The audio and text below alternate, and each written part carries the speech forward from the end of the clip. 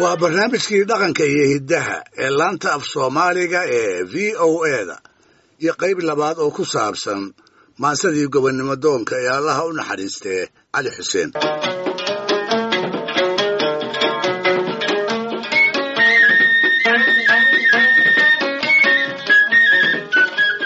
dhegaystayaal, hogaamiyaha waxaa looga baahan yahay ummadiisa inuu u horkaco halka ay danteedu ku jirto.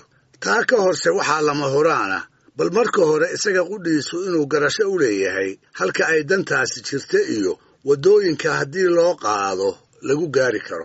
marka labaad waxaa looga baahan yahay inuu ummadda ku dhex jiro oo teed u dhaxeeya aanu jirin. marka saddexaadna waxaa laga doonayaa inuu leeyahay awoodaha iyo tilmaamaha maanka dadweynaha lagu hantiyi karo oo kuwa ugu waaweyn ay aftahmadu ka mid tahay.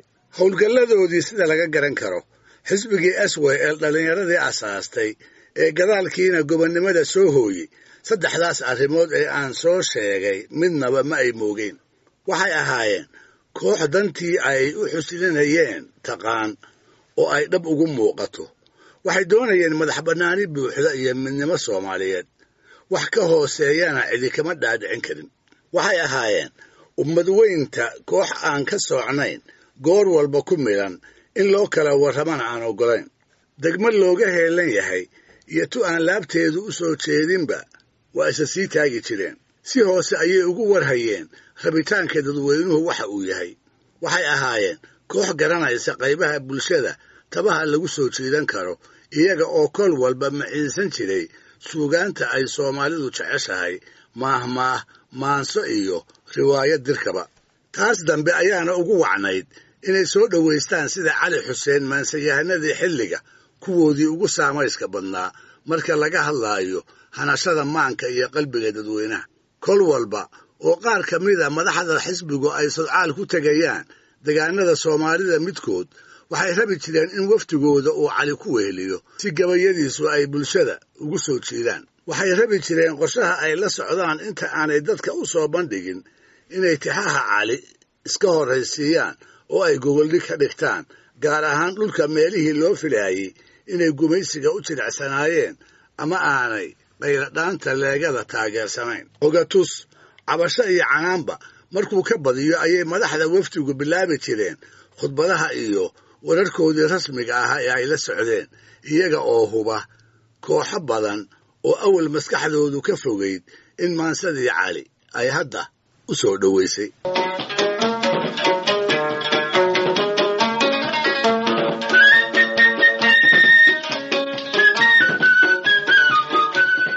haddaba 1956 ayaa wafdi madaxdii leegada ka koobani wuxuu sodcaal shaqo ku tegey magaalooyinka koonfurta middood oo inta badan dadkii degganaa qaarkood lagu ogaa inay dhinaca gumaysiga u janjeereen.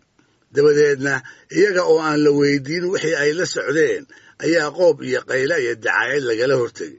Cali Xuseen wafdigaa ayuu ku jiraa. waxa dhacaya oo idil buu indhaha ku hayaa. waa hal abuur mar walba dareen soofaysan ku hubaysane wuxuu doondoonay iyaga oo aan la waraysan sababta loogu kacay ee ay magaaladu ku diiday. ugu dambaystiina wuxuu ku maleeyey inay tahay tilmaan dhammaan Soomaalida ku wada tiran oo hubsasho yari la yidhaahdo, taasoo u horseeda go'aan qaadasho degdega oo badanaa waaga dambe la qoomameeyo. runtii suugaanta Soomaalida waxaa ka buuxa maanse iyo maahmaah wax u fiirsiga badan lagu ammaanayo, hubsasho la'aantana lagu daraabayo. hase ahaatee siday dad badani qabaan, suugaanta caynkaasa Rabbi Soomaalida barbar buu ka mariyey oo kuma dhaqanto.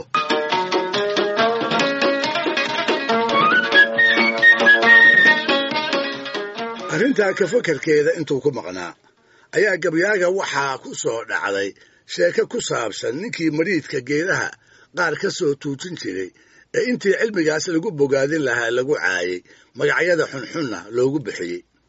weliba kaaga sii darana isaga oo ku hawlan inuu soo saaro haddii waabaayadaas mariidku ay dhiigga noolaha la falgasho wixii lagula tacaali lahaa, ayuu ninkaasi caydii Soomaalida ka gadooday, markaasna isaga haray cilmi baaristii uunka wada anfici lahayd.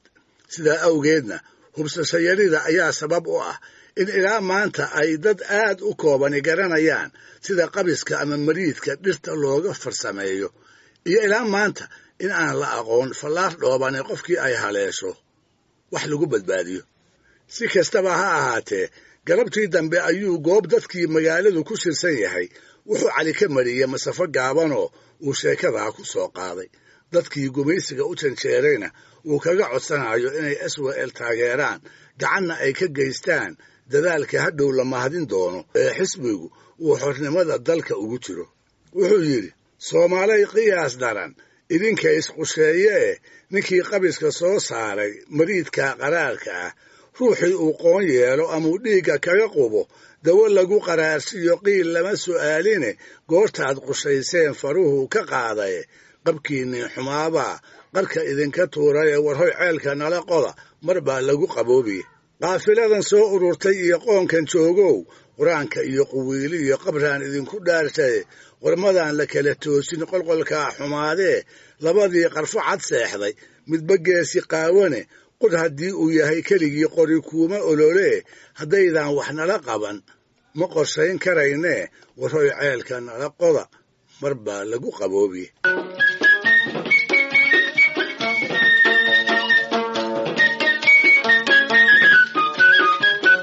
waxaa iyaduna jirtay tix kale oo cali xuseen lahaa, masafadaas horena aan ka ujeedo fogeyn.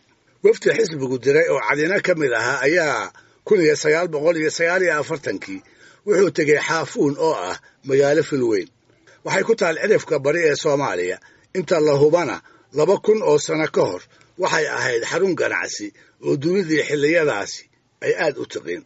siduu cali qudhiisu ku warramayo, waagaas uu wafdigu tagaayo waxay magaaladu ka mid ahayd meelihii taageerka leegadu uu ku yaraa, tuhunkana laga qabay. yeelkeeda markay cagaha soo dhigeenba wafdigii waa loo soo shiray. wafdigii si gobeed baa loo sooray, si wacan baa wafdigii loogu kashkashleeyey. hase ahaatee wax intaa dhaafsan ayaa odayadii degaanka laga waayey. dantii laga lahaa hadday ahayd inay si cad ugu dhawaaqaan u halganka gobonnimada inay cudud u noqonayaan oo maantaa kadib ay xisbiga ka mid yihiin, lagama helin. toddobaad ka badan haddii la kor fadhiyey oo hawraarsan iyo diinday midna laga waayey, ayay cali xuseen la noqotay jawaab dambe oo xaafuun laga sugaa wakhti lumis uun inay tahay. markaas buu soo jeediyey in wafdigu uu joogitaankiisa soo gebagabeeyo. taladaas oo keliyana kuba u ekaane magaaladii ay martida u ahaayeenna dhaliishaan yar isla markaasna weyn ayuu ku tuuray. wuxuu yidhi, xaafuun xornimo inaanay rabin waan xaqiiqsadaye xalwada iyo maakhiriga aad xeelli jabay moodo afka xoorka lay marinayaan xabadka gaaraynin. xabiibnimo kalaa iiga roon soor xilqaan badane dhulkayaga ninkii xoogayaad laxan wadaagteene wax kitaabku xaaraanshay. waa laga xishoodaaye. dhegaystayaal, barnaamijkii dhaqanka iyo hidduhu maanta halkaa ha inoo joogo. waa inoo toddobaadka soo aadan iyo ku kale hadduu eebba idmo.